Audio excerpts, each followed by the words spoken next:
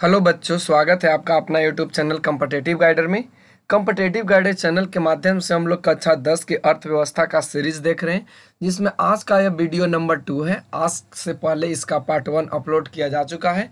अगर आप लोग चैनल पे नए तो चैनल के प्लेलिस्ट पे जाएं और वहां से पहले वीडियो को देखें। उसके बाद आपको समझ में आएगा वहां से महत्वपूर्ण पॉइंट्स को, जो इसके अर्थव्यवस्था से लेकर और अर्थव्यवस्था के परिचय को लेकर समझाया गया है किस तरह से। और इस वीडियो के आई बटन पे लिंक आपको दे दूंगा, आप वहां से लिंक पे आप प्रेस करके आप वहां से फर्स्ट वीडियो को देख सकते हैं। और अगर चैनल पे नए हो तो चैनल को सब्सक्राइब करना ना भूलें, क्योंकि इसी तरह के वीडियो का अपडेट आपको समय समय पे मिलते रहेगा।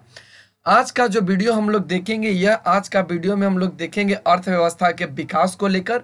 तो किस तरह से देखना है, आप कहानी के जैसा इसको समझते हैं तो बहुत अच्छा होगा आपके लिए। आपके जो भी तैयारी है उसके लिए बहुत अच्छे होंगे, ताकि आपको लाइफ टाइम याद रह सके। तो चलिए आज के सेशन में हम लोग देखते हैं महत्वपूर्ण तथ्य को।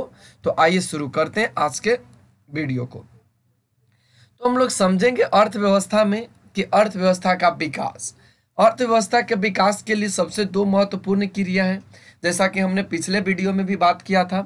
एक तो यहाँ से आपको मिल जाएगा कि आर्थिक विकास, अर्थव्यवस्था में आर्थिक विकास क्या करती है, और उसके बाद मौद्रिक विकास क्या करती है। तो ये दोनों पॉइंट्स आपको यहाँ से देखने को मिलेगा। तो आप चैनल पे बने रहो, अच्छे से वीडियो को देखो। और अगर आप अपने दोस्तों को भी शेयर करना चाहते हो तो आप कर सकते हो, ताकि उन लोगों का भी प्रिपरेशन अच्छे से हो सके।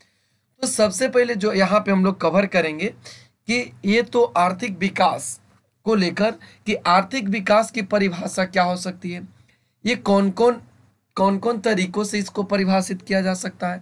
तो यहाँ पे बात किया गया कि अनेक अर्थशास्त्रियों में काफ़ी मतभेद हैं आर्थिक विकास को लेकर। तो आइए उनको कुछ महत्वपूर्ण से डिटेल से देखते हुए जान लेते हैं कि कौन कौन ऐसे अर्थशास्त्री हैं जिन्होंने आर्थिक विकास को लेकर परिभाषाएं दी है।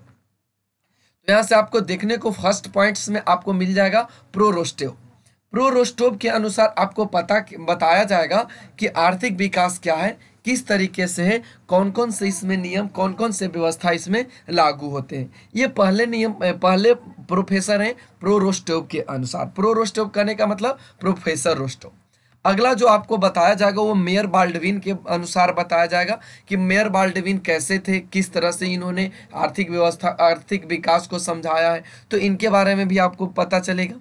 उसके बाद थर्ड पॉइंट्स में आप देखेंगे श्रीमती उर्सला हिक्स ने कैसे आर्थिक विकास को परिभाषित किया है। तो यहाँ से आपको ये देखने को मिल जाएंगे।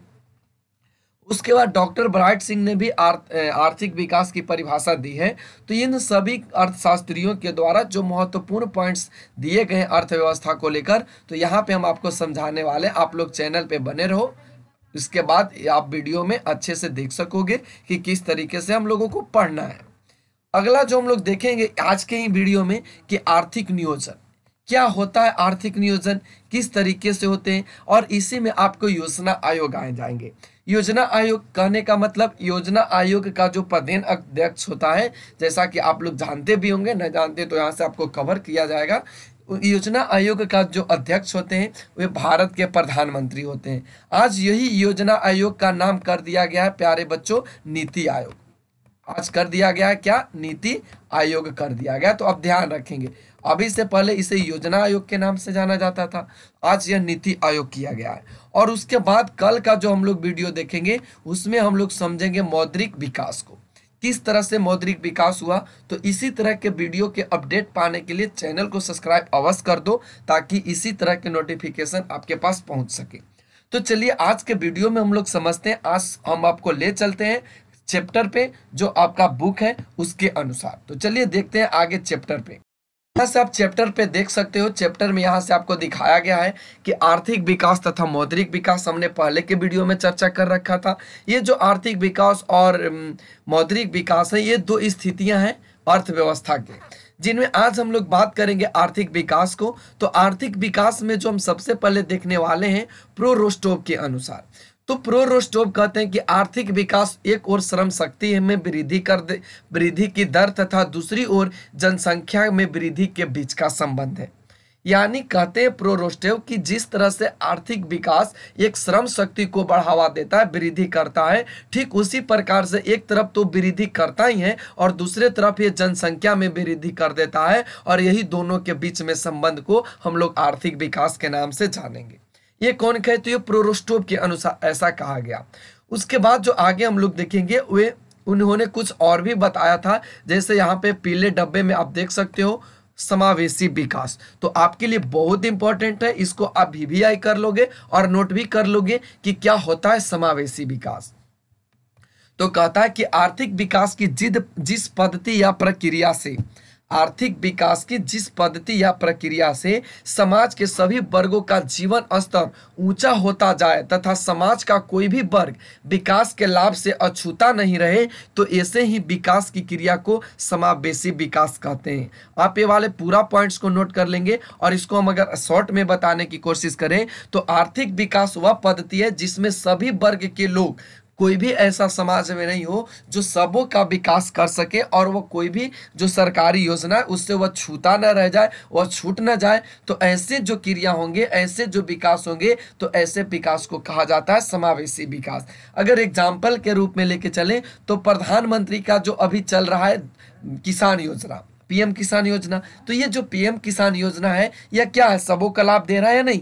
तो ऐसे जो विकास होते हैं, ऐसे विकास को हम लोग समावेशी विकास कहेंगे। और एग्जाम्पल के रूप में समझें तो सड़क, ये समावेशी विकास करेगा, इस पे सभी लोगों के लिए बनाया गया।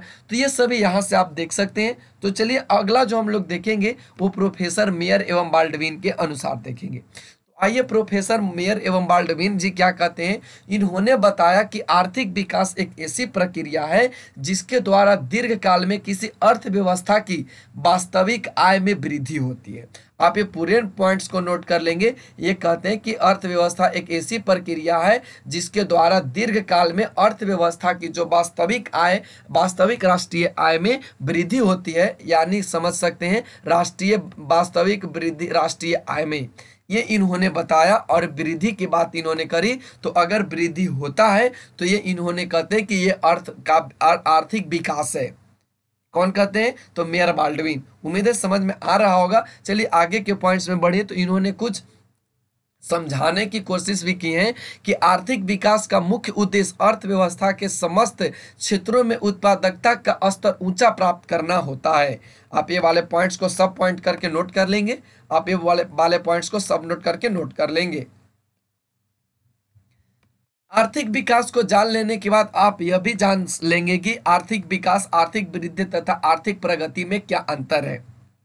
अगर आप लोग आर्थिक विकास समझ जाएंगे तो आप तीनों में कंपैरिजन कर सकोगे कि आर्थिक विकास क्या है, आर्थिक वृद्धि क्या है और आर्थिक प्रगति क्या है।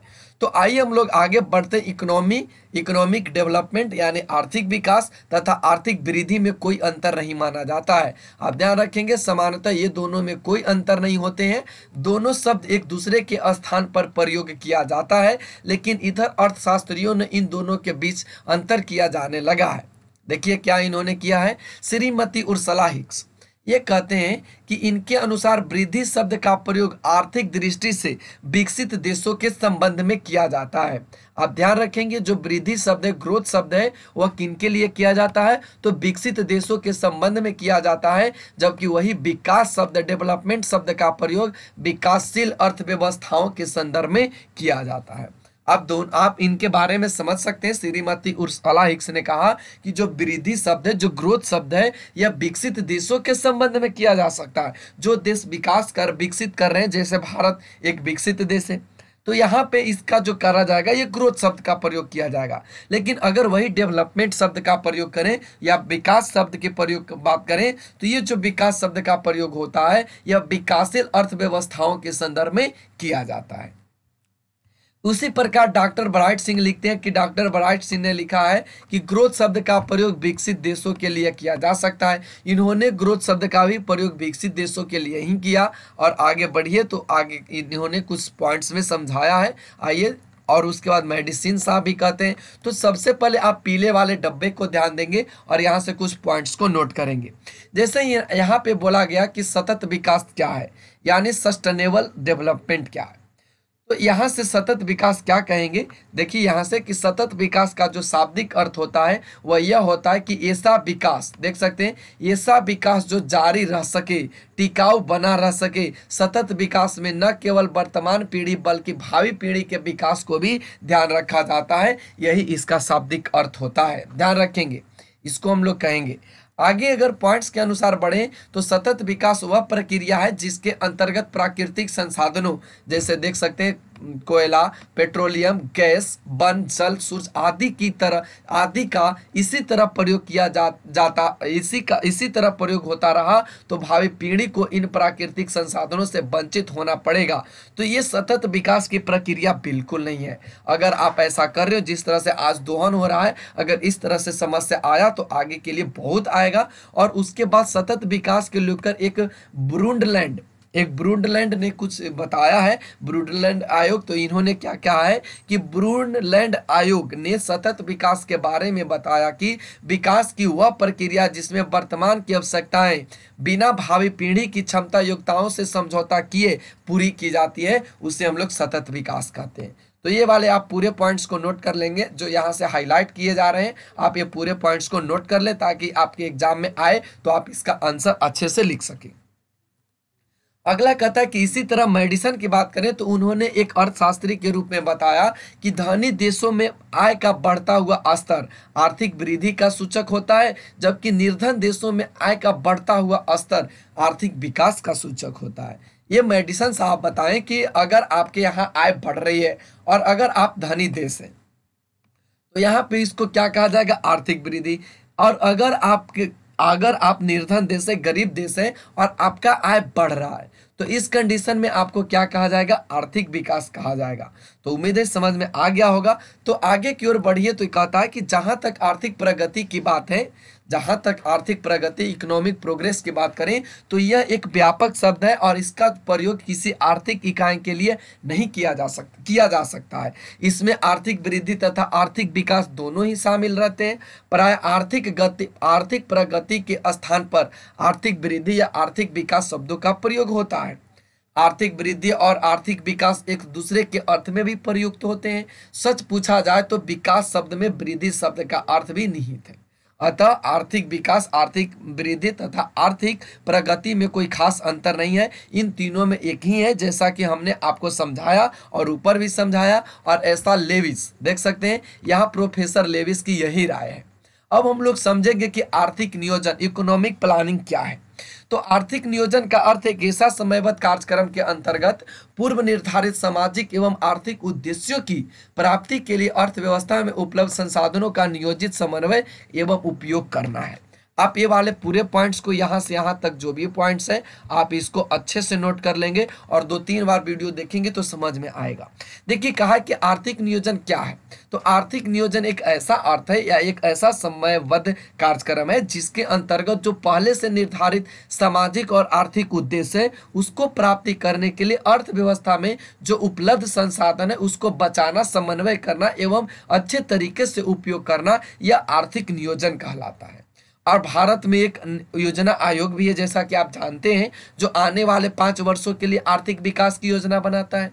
तो ध्यान रखेंगे कि योजना आयोग क्या है, यह 5 वर्षों के लिए ये आर्थिक विकास का योजना बनाता है, यह एक योजना आयोग है। और भारत में जो योजना आयोग का गठन हुआ था, आप इसको इम्पोर्टेंट मानेंगे और साथ में आप इसको नोट भी कर लेंगे, आपके लिए बहुत इंपॉर्टेंट है कि जो भारत में योजना आयोग की बात करें तो भारत में योजना आयोग का जो गठन हुआ था यह 15 मार्च 1950 को हुआ था। इंपॉर्टेंट है ऑब्जेक्टिव क्वेश्चन के लिए। हमने ऊपर भी आपको बताया कि इसका जो अध्यक्ष होते हैं योजना आयोग के, ये भारत के प्रधानमंत्री होते हैं। और योजना आयोग के प्रथम अध्यक्ष आप जान सकते हैं, उनका नाम है पंडित जवाहरलाल नेहरू, क्योंकि भारत के प्रथम ये प्रधानमंत्री बने थे। और वर्तमान में आप लोग देख सकते हैं यहाँ पे डॉक्टर मनमोहन सिंह की बात करा गया है, लेकिन यह पुस्तक पिछले बार की है। लेकिन अभी वर्तमान में आप कह सकते हैं कि जो भारत के प्रधानमंत्री हैं वे कौन है, नरेंद्र मोदी जी हैं। तो यहाँ से इनकी बन सकती है। और साथ में ये भी आप ध्यान रखेंगे कि आज योजना आयोग का नाम हटाकर आज नीति आयोग कर दिया गया है। ये भी आप ध्यान में रखेंगे, जिस तरह से योजना आयोग था ठीक उसी प्रकार से नीति आयोग है। योजना आयोग के शब्दों में आइए क्या होता है कि आर्थिक योजना का अर्थ राष्ट्र की प्राथमिकताओं के अनुसार देश के संसाधनों का विभिन्न विकासात्मक क्रियाओं में प्रयोग करना, अर्थात देख सकते हैं कि ये सभी जो पॉइंट्स आएगा कि आर्थिक नियोजन का अर्थ राष्ट्र की प्राथमिकताओं के अनुसार देश के संसाधनों का विभिन्न विकासात्मक क्रियाओं में प्रयोग करना है, उससे हम लोग योजना आयोग कहते हैं। अब भारत में अभी तक 10 पंचवर्षीय योजना को पूरी कर चुकी है, लेकिन आप लोग ध्यान रखेंगे इससे भी ज़्यादा पूरी कर चुकी है, क्योंकि यह जो पुस्तक लिया गया ये डॉक्टर मनमोहन सिंह की समय तक लिया गया, और उसके बाद भारत के जो मुख्य प्रधानमंत्री बने वे नरेंद्र मोदी जी बने हैं। तो आप देख सकते हैं उनके बाद से जो इनका कार्यकाल रहा, तो देख सकते हैं उसके बाद 2 बार कार्यकाल इन्होंने पूरा किया। इस तरह से यहाँ पे 10 वर्ष पहले, 10 पंचवर्षीय पहले और 2 इधर, तो 12 कुल टोटल देखे जा सकते हैं, लेकिन अब यह नीति आयोग के नाम से प्रचलित हो चुका है। तो देखिए यहाँ से कहता है कि भारत में पहली पंचवर्षीय योजना का जो अवधि रहा है वह 1951 से 1956 थी। तो 11वीं पंचवर्षीय योजना की जो अवधि रही है वह 2007 से 2012 रही है। ये पॉइंट्स आपको दोनों नोट करने हैं, क्योंकि यह पूछ लिए जाते हैं कि भारत में पहली पंचवर्षीय योजना की अवधि कब रही है। आप ध्यान देंगे, इनको समझ लेंगे। भारत में आर्थिक विकास का श्रेय नियोजन को दिया जाता है, ये इंपॉर्टेंट भी है, ये भी आपको नोट करने हैं कि भारत में आर्थिक विकास का श्रेय किसे दिया जाता है, तो नियोजन को दिया जाता है। और आर्थिक नियोजन का जो अर्थ हमने ऊपर भी बताया, और यहाँ पे आप डिब्बे में देख सकते हैं कि आर्थिक नियोजन का क्या अर्थ होता है, ठीक है ना। तो आप यहाँ से डिब्बे में देख सकते हो कि आर्थिक नियोजन का क्या अर्थ होता है। तो आर्थिक नियोजन राष्ट्र की प्राथमिकताओं के अनुसार देश के संसाधनों का विभिन्न विकासात्मक क्रियाओं में प्रयोग करना होता है, उसको हम लोग आर्थिक नियोजन के नाम से जानते हैं। अब भारत में नियोजन के मुख्य उद्देश्य क्या होंगे, तो आर्थिक विकास दर को बढ़ाना होगा, कृषि एवं उद्योगों को बढ़ाना होगा, आधुनिकीकरण करना होगा, आत्मनिर्भरता को प्राप्त करना तथा सामाजिक न्याय को बढ़ावा देना। भारत में एक नियोजन की अच्छी समझ है, आप देख सकते हैं।